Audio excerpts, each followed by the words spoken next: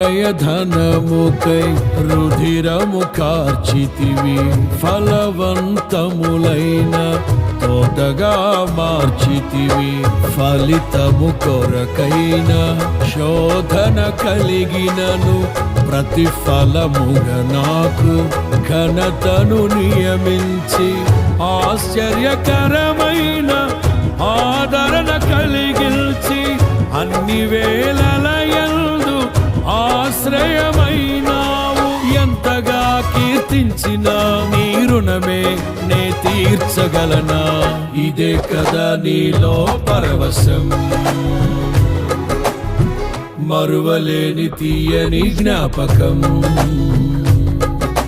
నూతనమైన కృపా, నవనూతనమైన కృపా.